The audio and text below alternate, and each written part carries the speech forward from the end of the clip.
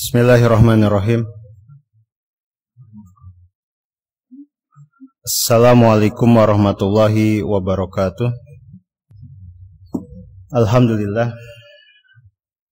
Hamdan katsiran tayyiban mubarakan fih kama yuhibbu rabbuna wa yarda. Asyhadu an la ilaha illallah wahdahu la syarikalah wa asyhadu anna Muhammadan abduhu wa rasuluh.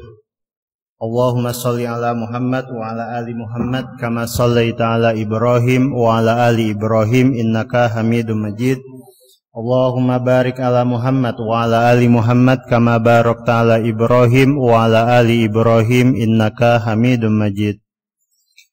Alhamdulillah, segala pujian hanya untuk Allah Subhanahu wa taala. Pada malam hari ini kita masih diberi kesempatan untuk kembali meneruskan kajian kita tentang masa pemerintahan Abu Bakar As-Siddiq radhiyallahu anhu. Kita masih membaca kitab Al-Bidayah wa Nihayah karya Ibnu Katsir rahimahullah. Kemudian yang kedua, semoga salat dan salam senantiasa tersampaikan kepada Nabi kita, Rasul kita Muhammad sallallahu alaihi wasallam. Melalui beliaulah kita semua dapat tahu bagaimana caranya menghamba kepada Allah Subhanahu wa taala dengan baik dan benar. Malam hari ini seperti yang telah disampaikan, tema kita adalah tentang orang-orang yang wafat pada tahun ke-11 Hijriah, orang-orang yang meninggal dunia pada tahun ke-11 Hijriah. Tema ini karena terkait dengan susunan pembahasan di dalam kitab Al-Bidayah wa Nihayah. Jadi setelah Ibnu Katsir rahimahullah membawakan pembahasan tentang penumpasan orang-orang murtad dimulai dari sekitar Madinah, kemudian di sebelah timur jauh Madinah, dan berakhir dengan bagaimana penumpasan orang-orang murtad di daerah Yaman, di negeri Yaman, maka beliau menutup pembahasan di tahun 11 Hijriah ini dengan menceritakan, memaparkan secara ringkas orang-orang yang wafat pada tahun ke-11 Hijriah. Tentu saja yang dimaksud dengan orang-orang yang wafat di sini adalah tokoh-tokoh penting dalam sejarah Islam. Memang banyak yang wafat pada tahun ke-11 Hijriah, terutama ketika terjadi perang Yamamah. Pada waktu itu kaum muslimin melawan pasukan atau orang-orang yang mengikut nabi palsu yang bernama Musailimah Al-Kadzab. Banyak yang wafat pada waktu itu. Tapi yang disebutkan di sini oleh beliau rahimahullah Al-Hafidz Ibnu Katsir adalah orang-orang yang terkenal, terkemuka, tokoh-tokoh penting dalam sejarah Islam yang kita kenal nama-namanya, kita tahu sepak terjangnya secara luas. Dan kita akan sebutkan satu demi satu siapa saja yang wafat pada tahun ke-11 Hijriah ini. Baik, kita mulai. Qala rahimahullah, berkata Ibnu Katsir, dzikru man tuwfiya fi hadhihi sanah. Penyebutan tentang siapa-siapa yang wafat, yang meninggal dunia pada tahun ke-11 Hijriah. Kata beliau rahimahullah, tuwfiya fiha Rasulullah sallallahu alaihi wasallam. Yang pertama, yang wafat pada tahun ke-11 Hijriah, tokoh terkenal yang wafat pada tahun ke-11 Hijriah adalah Rasulullah sallallahu alaihi wasallam. Beliau adalah Muhammad ibn Abdullah, sayyidu waladi Adam fid dunya wal akhirah. Beliau adalah pemimpin anak keturunan Adam, pemuka, tokoh anak keturunan Adam di dunia dan di akhirat. Wadzalika fi Rabi'iha al-awwali, dan wafatnya Rasulullah, jangan sampai lupa, itu terjadi pada bulan Rabiul Awal tahun ke-11 Hijriah. Yaumal Itsnain, pada hari Senin. Beliau lahir pada hari Senin, wafat pada hari Senin. Kemudian diangkat menjadi nabi pada hari Senin dan hijrah pada hari Senin, hijrah ke Madinah pada hari Senin. Rasulullah sallallahu alaihi wasallam. Yaumal Itsnain tsaniya asyarahu alal masyhur. Pada hari Senin, ya, ini jelas pada tanggal 12 Rabiul Awal. Alal masyhur, berdasarkan pendapat yang masyhur, yang terkenal. Jadi di antara para ulama ada beda pendapat tentang kapan tanggal Rasulullah wafat. Bukan bulannya, bukan harinya, bukan tahunnya, tapi tanggalnya. Nah, yang terkenal, yang masyhur itu pada tanggal 12 Rabiul Awal Rasulullah wafat.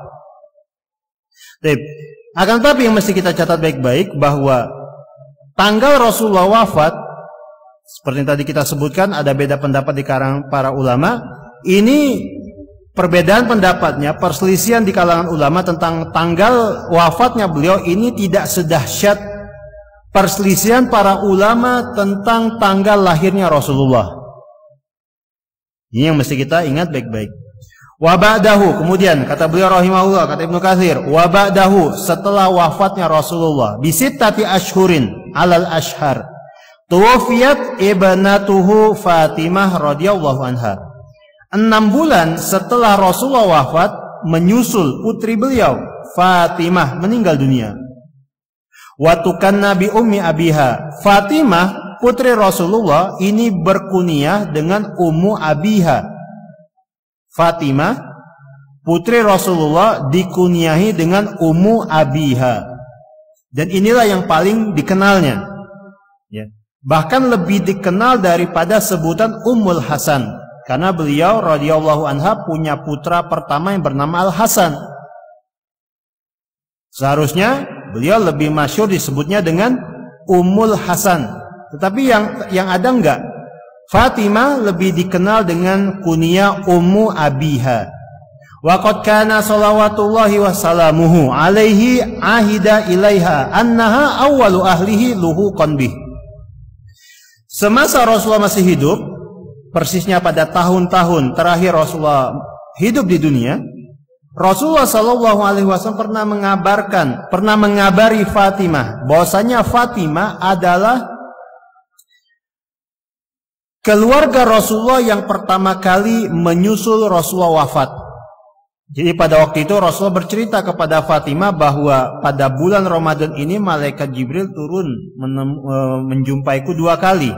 Biasanya setiap Ramadan Jibril datang kepada Rasulullah kemudian tadarus, murajaah hafalan Quran, membaca Al-Quran telah diturunkan kepada Rasulullah, atau sebaliknya Rasul membacakan apa-apa yang sudah turun kepada beliau kepada malaikat Jibril. Biasanya 1 kali setahun.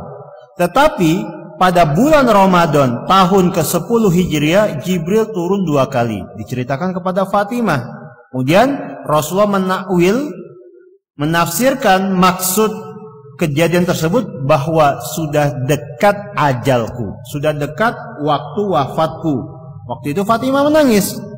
Kemudian oleh Rasulullah SAW dikasih kabarlah Fatimah, ya, bahwa dari semua keluarga Rasulullah yang ada, yang pertama kali menyusul beliau meninggal dunia adalah Fatimah. Menghibur Fatimah, dan kemudian Rasulullah SAW bersabda kepada Fatimah, ama tardoina antakuni sayyidata nisa'i ahlil jannah. Tidakkah engkau ridho wahai Fatimah bahwa engkau akan menjadi pemimpin wanita penghuni surga nanti? Tidakkah engkau ridho? Sabda Rasulullah ini untuk menghibur kesedihan Fatimah yang tahu tentang mendekatnya ajal Rasulullah. Wa kanat asghara banatin Nabi sallallahu alaihi wasallam alal masyhur. Nah, Fatimah ini adalah putri Rasulullah yang paling bungsu. Putri Rasulullah yang paling bungsu. Berdasarkan pendapat yang masyhur, pendapat yang terkenal. Kenapa? Karena di kalangan para ulama itu ada 2 pendapat. Yang pertama mengatakan bahwa Rasulullah punya 4 orang putri, yang paling bungsunya itu Ummu Kulsum, bukan Fatimah. Kemudian sebagian ulama lagi berpendapat yang paling bungsunya itu Fatimah, bukan Ummu Kulsum, dan inilah pendapat yang terkenal. Walam yabqa ba'dahu siwaha, dan memang pada waktu Rasulullah Shallallahu Alaihi Wasallam wafat, semua anak Rasulullah sudah meninggal dunia kecuali Fatimah. Hanya Fatimah anak Rasulullah yang masih hidup ketika Rasulullah wafat. Walihada, karena itulah azuma ajruha, karena itulah pahala yang didapatkan oleh Fatimah itu lebih besar. Kenapa? Li'annaha usibat bihi, karena Fatimah adalah keluarga Rasulullah yang mendapatkan cobaan berupa wafatnya Rasulullah. Perlu kita ketahui bersama bahwa tidak ada musibah yang lebih besar di kalangan para sahabat Rasulullah kecuali wafatnya Rasulullah. Dari semua musibah yang menimpa para sahabat, enggak ada musibah yang lebih besar, lebih dalam kerasa daripada wafatnya Rasulullah. Rasulullah adalah sosok yang mereka cintai, sosok yang mereka iringi, yang mereka ikuti, yang mereka teladani. Wafatnya Rasulullah itu lebih dalam kesedihannya daripada wafat istri atau pasangan sendiri. Jadi betul-betul luar biasa musibah yang menimpa sahabat Rasulullah ketika Rasulullah wafat pada tahun 11 Hijriah. Nah, diantaranya adalah Fatimah. Wa qad tazawwajaha ibnu ammiha Ali ibn Abi Thalib ba'dal hijrati wa dzalika ba'da Badrin. Anak paman Fatimah, berarti sepupu Fatimah, menikahi Fatimah, yaitu Ali bin Abi Thalib. Jadi suami Fatimah adalah Ali bin Abi Thalib. Dan Ali bin Abi Thalib menikahi Fatimah setelah mereka hijrah ke Madinah. Persisnya setelah Perang Badar. Perang Badar terjadi pada tahun kedua Hijriah, bulan Ramadan, tanggal 17. Nah, setelah Perang Badar menikahlah antara Fatimah dan Ali bin Abi Thalib radhiyallahu anhu. Wa asdaquha dir'ahu al-khutamiyah. Pada waktu itu Ali memberikan mahar untuk Fatimah berupa baju besi. Ya, baju besi al-khutamiyah. Jadi mahar Ali untuk Fatimah itu baju besi. Mungkin diantara kita bertanya-tanya, apa manfaatnya baju besi seperti ini yang biasa dipakai untuk perang bagi seorang Fatimah, seorang wanita seperti Fatimah? Maka jawabannya, wa qimatuhu arba'u mi'ah dirhamin. Baju besi yang dijadikan mahar untuk Fatimah waktu itu senilai 400 dirham. Jadi kalau 1 dirham sekarang ini setara dengan 30.000 rupiah, kalikan 400 dirham. Nah, itulah nilainya. Ya, itulah nilainya. Dan kita bisa dapati ya, keterangan di sini atau isyarat di sini bahwa yang namanya baju besi, pedang, kemudian busur, tombak, senjata-senjata yang dipakai dalam perang pada waktu itu nilainya tinggi. Nilainya tinggi. Ya. Bisa dijual, bisa digadaikan bahkan. Rasulullah ingat ketika meninggal dunia, baju besi beliau masih tergadaikan pada seorang Yahudi untuk mendapatkan makanan pokok bagi keluarga-keluarga Rasulullah. Jadi baju besi seperti ini, pedang, dan apapun senjata yang biasa dipakai dalam perang di zaman itu bernilai. Bisa dipakai buat mahar bahkan. Bisa dipakai buat mahar. 400 dirham harganya. Dan itulah mahar Ali untuk Fatimah. Wa kana umruha idzaka 15 sanah wa 5 ashhurin. Ketika Fatimah menikah dengan Ali, waktu itu Fatimah berumur 15 tahun.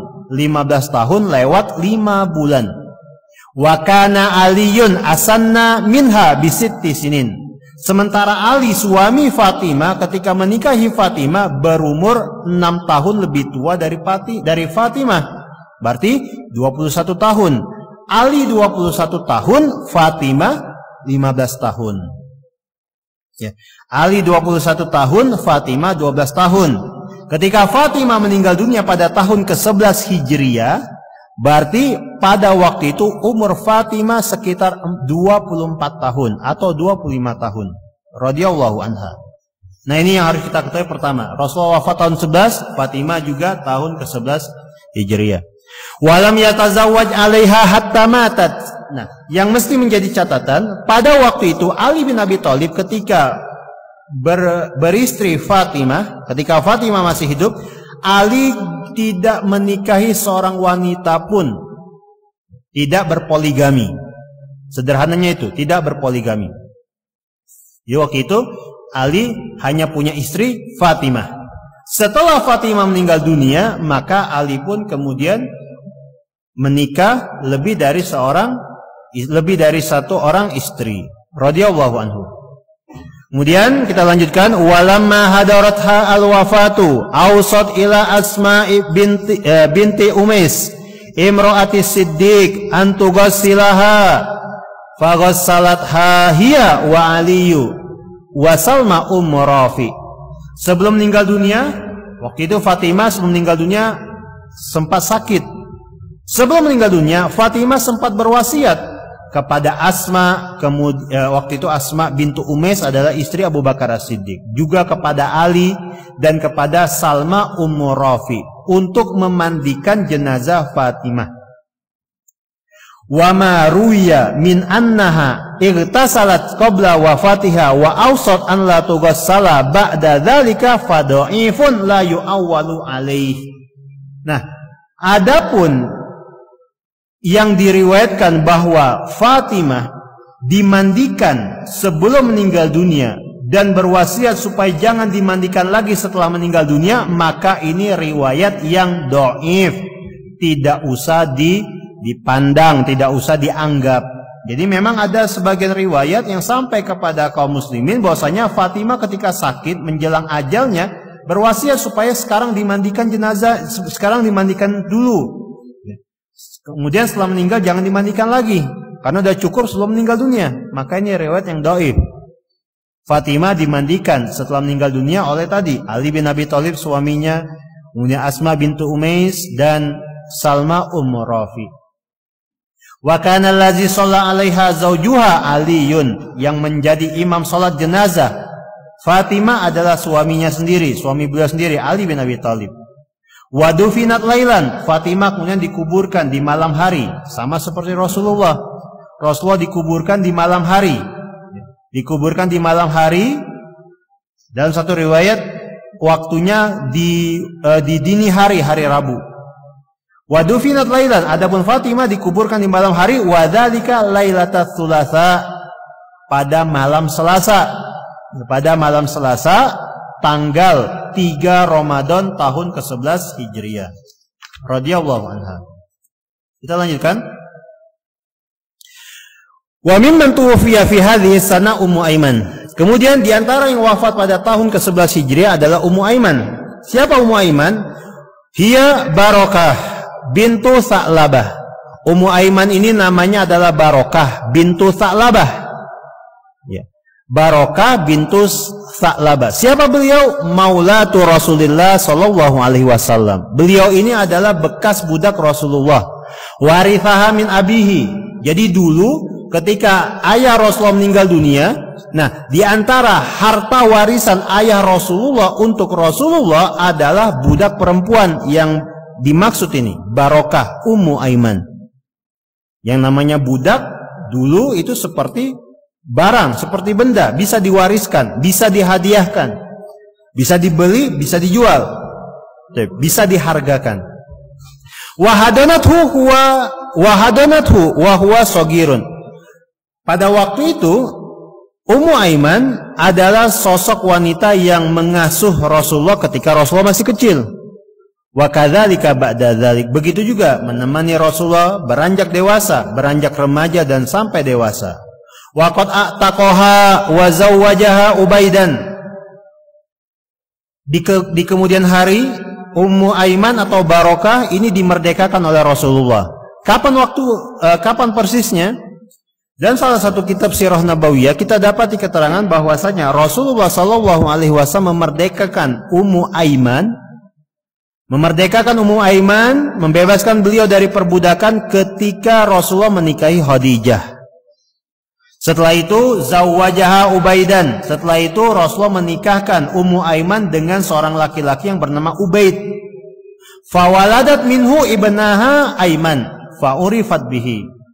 Kemudian dari pernikahan tersebut antara Ubaid dan Ummu Aiman lahirlah seorang putra yang dikasih nama Aiman. Dengan nama inilah kemudian beliau dikenal Ummu Aiman. Aiman, putra Ummu Aiman ini meninggal dunia ketika perang Hunain.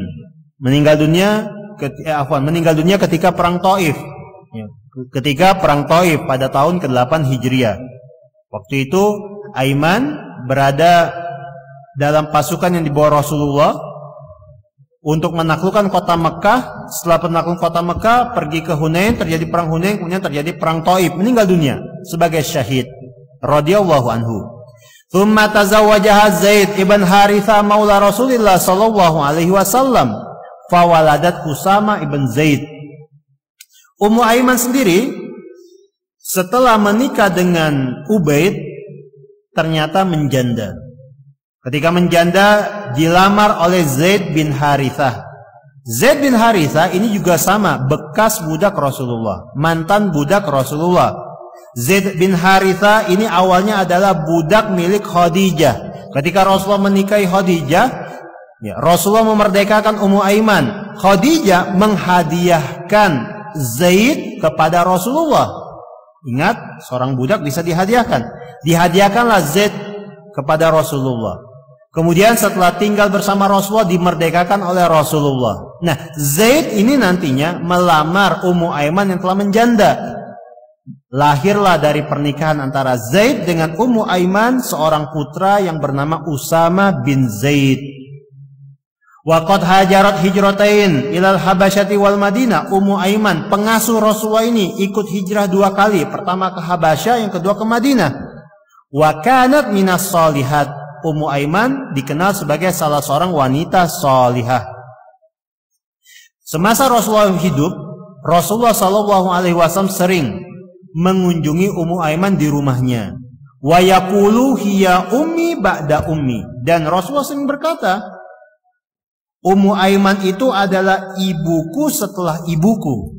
Maksudnya wanita yang merawat mengasuh Rasulullah setelah Aminah, ibu Rasulullah, meninggal dunia.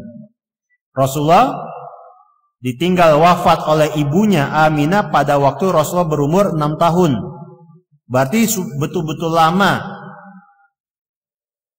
lama kedekatan antara Rasulullah dengan Ummu Aiman. Waqad tuwfiyat ba'dahu bi 5 ashhur. Ummu Aiman wafat setelah Rasulullah meninggal dunia. Setelah Rasulullah wafat, 5 bulan setelah Rasulullah wafat. Kita lanjutkan. Qala rahimahullah, berkata Ibnu Katsir, wa minhum Thabit bin Akram ibn Tha'labah ibn Adi al-Ajlan al-Balawi. Di antara yang wafat pada tahun 11 Hijriah adalah seorang sahabat yang bernama Thabit bin Akram. Siapa beliau? Syahida Badron. Orang ini, sahabat ini adalah salah seorang veteran perang Badar. Wa ma ba'daha. Thabit bin Akram selain ikut perang Badar juga ikut perang-perang setelahnya. Wa kana mimman hadara Mu'tah. Thabit bin Akram ini diantara sahabat yang ikut dalam perang Mu'tah. Perang Mu'tah ini perang melawan orang-orang Romawi. Waktu itu kaum muslimin, para sahabat hanya berjumlah 3.000 orang. Tentara Romawi yang mereka hadapi sebanyak 200.000 orang. Nah, pada waktu itu kaum muslimin dipimpin oleh 3 orang panglima.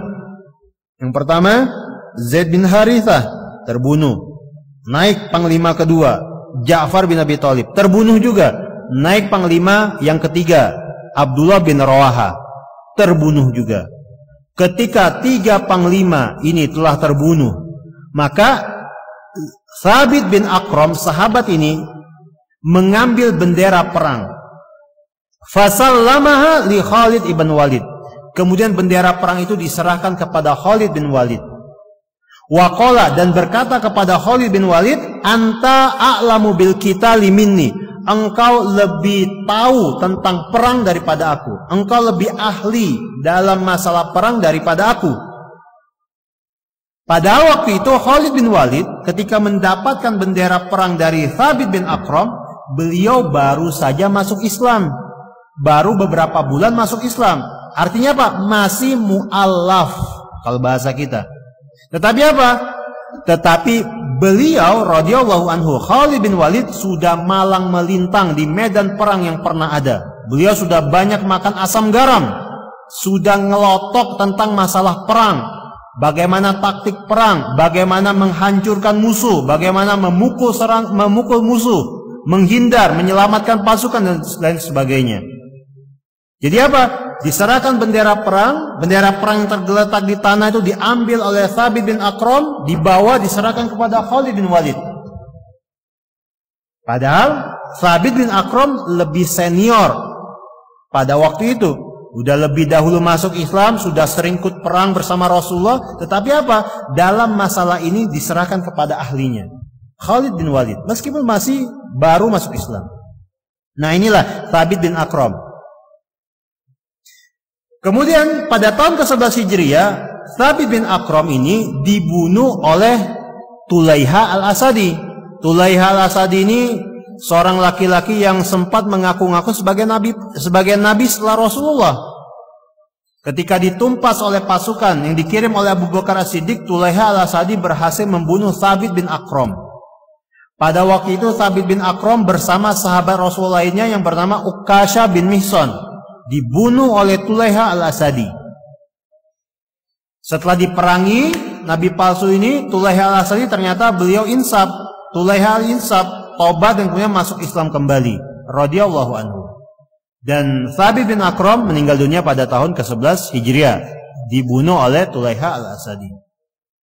Kemudian kata Ibnu Katsir rahimahullah, wa minhum Thabit ibn Qais ibn Syammas al-Ansari al-Khazraji. Di antara sahabat Rasulullah yang wafat pada tahun ke-11 Hijriah ini adalah sahabat Thabit bin Qais. Kalau tadi Thabit bin Aqram, kalau ini Thabit bin Qais. Thabit bin Qais bin Syammas al-Ansari al-Khazraji. Seorang sahabat Ansor dari kalangan Khazraj. Abu Muhammad, kunyanya adalah Abu Muhammad. Khatibul Ansor, beliau dikenal sebagai juru bicara Ansor, khatibnya orang-orang Ansor. Wa yuqalu lahu aidan khatibun Nabi sallallahu alaihi wasallam. Beliau juga dikenal sebagai juru bicara Rasulullah, orator Rasulullah sallallahu alaihi wasallam. Sehingga ketika misalnya datang orang-orang kafir, orang-orang musyrik ke Madinah, kemudian menyampaikan orasi, menyampaikan khutbah di hadapan Rasulullah para sahabat, yang merendahkan Rasulullah para sahabat, biasanya Thabit bin Qais inilah yang naik ke atas mimbar membalas orasi orang-orang tersebut. Dan ingat, yang seperti ini tidak bisa sembarang orang bisa melakukannya. Maka beliau pun mendapatkan julukan Khatibul Ansor wa Khatibun Nabi sallallahu alaihi wasallam, Thabit bin Qais bin Syammas. Kemudian yang kita harus ketahui bersama, sahih datangnya hadis dari Rasulullah yang di dalam hadis tersebut Rasulullah memberi kabar gembira bahwa Thabit bin Qais ini termasuk di antara penghuni surga, radhiyallahu anhu. Kemudian Rasulullah SAW juga memberi kabar kepada Thabit bin Qais bahwasanya Thabit bin Qais nantinya akan wafat terbunuh syahid dalam perang melawan orang-orang kafir, dan ternyata terjadi. Fakutila yaumal yamama syahidan. Thabit bin Qais terbunuh dalam perang melawan Musailimah al-Kadzab.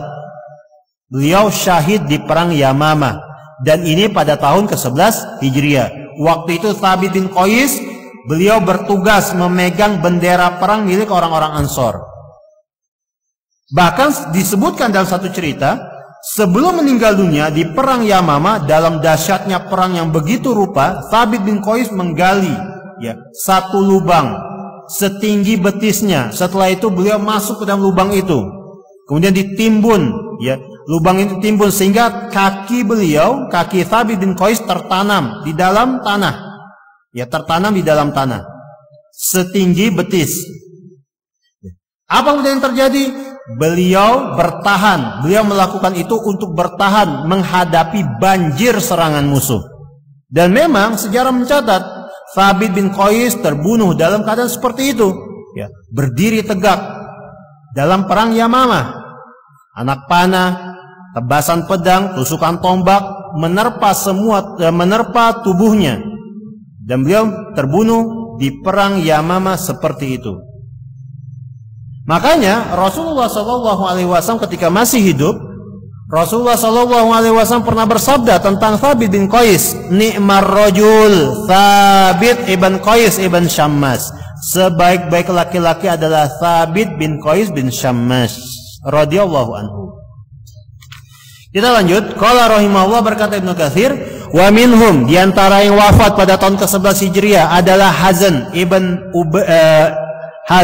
bin Abi Wahab. Hazan bin Abi Wahab al-Makhzumi radhiyallahu anhu. Lahu hijratun. Sahabat Hazan ini adalah sahabat yang sempat hijrah ke Madinah. Wa huwa, beliau dikenal sebagai Jaddu Sa'id ibn al-Musayyib. Beliau dikenal sebagai kakek Sa'id bin Al-Musayyib. Siapa beliau? Sa'id bin Al-Musayyib adalah pemimpin kalangan tabi'in. Sayyidut tabi'in Sa'id ibn Al-Musayyib dalam masalah keilmuan. Pemuka tabi'in dalam masalah ilmu. Nah, kakeknya Hazan. Arada Rasulullah sallallahu alaihi wasallam ayusammiyahu Sahlan. Ketika Rasulullah sallallahu alaihi wasallam masih hidup, Rasulullah sempat pengen mengganti nama Hazan dengan nama Sahal, ya, dengan nama Sahal. Karena nama Hazan artinya sedih. Hazan itu artinya kesedihan. Dan biasanya Rasulullah itu biasanya Rasulullah kalau mendapati ada sahabat beliau yang namanya jelek, yang namanya mengandung makna buruk, itu diganti oleh Rasulullah.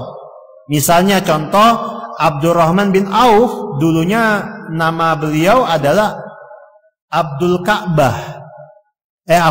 Dulunya nama beliau adalah Abdu Amr, hambanya si Amr. Amr ini biasanya nama untuk berhala, hambanya si Amr. Ketika masuk Islam oleh Rasulullah diganti menjadi Abdurrahman. Nah, begitu juga sama Hazan ini ketika masuk Islam, hijrah dan sudah bersama Rasulullah, oleh Rasulullah pengen diganti nama beliau dengan Hazan. Pengen diganti dengan nama beliau Hazan pengen diganti oleh Rasul menjadi Sahal. Hazan artinya kesedihan, Sahal artinya kemudahan. Nama yang baik. Famtana. Ternyata Hazan menolaknya. Waqala, kemudian Hazan berkata, la ugayyiru isman sammanihi abawaya. Aku nggak mau mengganti nama yang telah diberikan kedua orang tuaku. Kata Hazan kepada Rasulullah sallallahu alaihi wasallam. Kata cucunya Sa'id ibnul Musayyib, falam tazal al-huzuna fina. Karena nggak mau diganti namanya, maka kata cucunya ini Sa'id ibnul Musayyib, kesedihan selalu menimpa keluarga kami. Jadi dari masalah nama saja itu ada pengaruh, ada efek ke orang yang menyandangnya. Bahkan di sini apa? Keluarganya. Karena nggak mau, maka kesedihan selalu senantiasa menerpa kami, menghampiri kami. Kata Sa'id ibnul Musayyib. Ustushida yaumal Yamamah. Hazan meninggal dunia, terbunuh dalam perang Yamamah. Pada waktu itu beliau terbunuh di perang Yamamah bersama 2 orang putranya dan 1 orang cucunya. Jadi mereka ini berangkat rame-rame memerangi orang-orang murtad, memerangi nabi palsu waktu itu. Terbunuh semuanya, syahid di medan perang Yamamah radhiyallahu anhu. Kemudian wa mimman ustushida fi hadhihi sanah Dzawih al-Farisi. Di antara yang wafat pada tahun ke-11 Hijriah adalah seorang tokoh Yaman yang bernama Dzawih. Dzawih ini adalah seorang Persia, kemudian masuk Islam. Ya. Kemudian masuk Islam dan menjadi salah satu tokoh di tengah-tengah penduduk Yaman. Ketika muncul nabi palsu yang bernama Al-Aswad Al-Ansi, Dzawih menjadi satu dari 3 pemimpin Yaman yang memerangi nabi palsu tersebut. Pada waktu itu Abu Bakar sudah mengirimkan pasukan untuk memerangi nabi palsu ini, tapi karena lama di jalan, penduduk Yaman sendiri melakukan perlawanan terhadap nabi palsu yang bernama Al-Aswad, dan ternyata berhasil. Nabi palsu yang bernama Al-Aswad ini berhasil dibunuh, disingkirkan. Akan tetapi setelah tidak ada musuh, tidak ada nabi palsu yang dimaksud, Dzawih ternyata dibunuh oleh salah seorang rekannya yang bernama Qais. Qais ini menyatakan diri keluar dari Islam ketika mendengar berita wafatnya Rasulullah, murtad. Kemudian membunuh rekannya, sama-sama orang yang memerangi nabi palsu Al-Aswad Al-Ansi. Setelah itu kemudian Qais bertobat dan masuk Islam kembali. Berikutnya, di antara yang terbunuh pada tahun ke-11 Hijriah, di antara yang wafat pada tahun ke-11 Hijriah adalah Zaid bin Khattab radhiyallahu anhu. Zaid ibnul Khattab al-Qurashi al-Adawi Abu Muhammad. Siapa beliau? Wa huwa ahu Umar ibn Khattab li abihi. Zaid bin Khattab ini adalah saudara Umar seayah, beda ibu. Jadi satu ayah dengan Umar tapi beda ibu. Wa kana Zaid akbaro min Umar. Zaid bin Khattab ini lebih tua daripada Umar. Berarti apa? Zaid adalah abangnya Umar. Sama satu ayah beda ibu. Aslama qadiman. Zaid bin Khattab masuk Islam pertama-tama. Termasuk di antara sahabat yang masuk Islam pertama-tama. Wa syahida Badron. Zaid ikut perang Badar, wa ma ba'daha, dan perang-perang setelahnya bersama Rasulullah. Ketika Rasulullah SAW masih hidup, Rasulullah mempersaudarakan Zaid dengan sahabat Ansor yang bernama Ma'an bin Adi. Jadi di antara yang Rasul lakukan ketika Rasulullah tiba hijrah ke Madinah, beliau mempersaudarakan antara orang-orang Muhajirin dan orang-orang Ansor. Karena orang-orang Muhajirin waktu itu mereka meninggalkan semua harta benda di Mekah. Rumah ditinggal, perabot ditinggal. Bahkan sebagian ada yang meninggalkan harta. Ya. Dipaksa oleh orang-orang musyrikin Quraisy. Ditinggalkan harta bendanya. Tabungannya ditinggalkan. Supaya apa? Supaya bisa berangkat dengan selamat tiba di Madinah. Menyusul Rasulullah.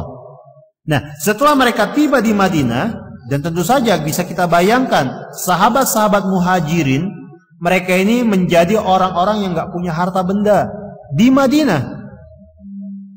Pada waktu itu Rasulullah mempersaudarakan antara satu orang Muhajirin dengan satu orang Ansor. Tujuannya apa? Supaya orang-orang Ansor, penduduk asli pribumi Madinah, bisa mengayomi saudaranya ini.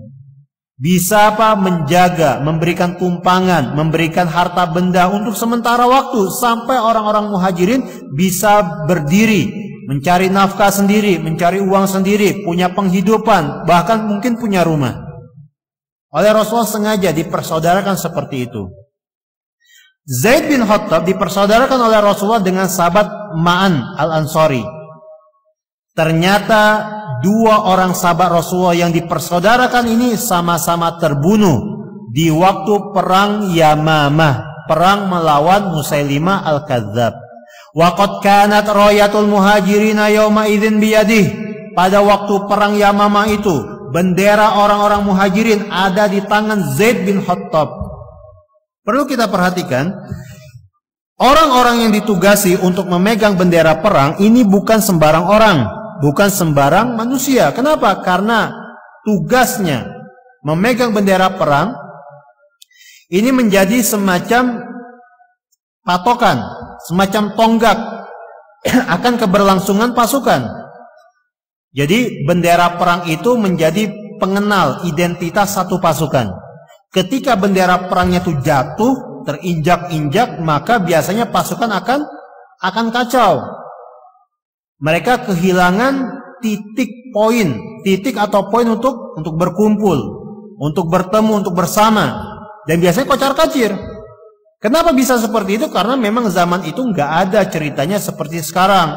Setiap pasukan sekarang baretnya sama, seragamnya sama, emblemnya sama, tanda kesatuannya sama, benderanya juga sama. Kalau dulu enggak, bendera perang, baju perang itu semuanya sama, musuh sama teman itu sama, karena produksi rumahan, homemade. Jadi apa? Tanda pengenal itu adalah bendera. Sehingga orang yang ditugasi memegang bendera, dia harus mempertahankan bagaimana bendera itu tetap tegak berkibar. Karena disitulah titik kumpul pasukan. Sehingga apa?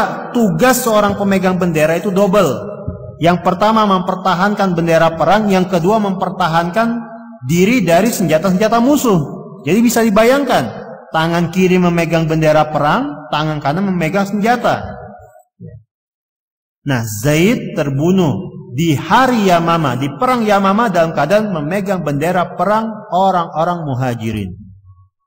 Begitu juga sahabatnya, begitu juga saudaranya Ma'an al-Ansari terbunuh juga di perang Yamamah radhiyallahu anhuma. Ketika kabar tentang terbunuhnya Zaid bin Khattab sampai ke telinga Umar, maka Umar pun waktu itu berkata, "Sabaqoni ilal husnayain." Saudaraku itu mendahuliku dalam dua kebaikan. Aslama qabli washtushida qabli. Dia masuk Islam lebih dahulu daripadaku dan dia terbunuh syahid lebih dahulu daripadaku. Radhiyallahu anhu. Umar ketika mendengar kabar Zaid terbunuh mengatakan seperti itu. Ini sekilas cerita tentang beberapa tokoh yang wafat pada pada tahun 11 Hijriah. Masih ada beberapa tokoh lagi, insya Allah kita akan bahas, akan kita baca pada pertemuan berikutnya. Kita cukupkan sampai di sini. Subhanakallahumma wa bihamdika asyhadu an la ilaha illa anta astaghfiruka wa atubu ilaik. Alhamdulillah wassalatu wassalamu ala Rasulillah. Assalamualaikum warahmatullahi wabarakatuh.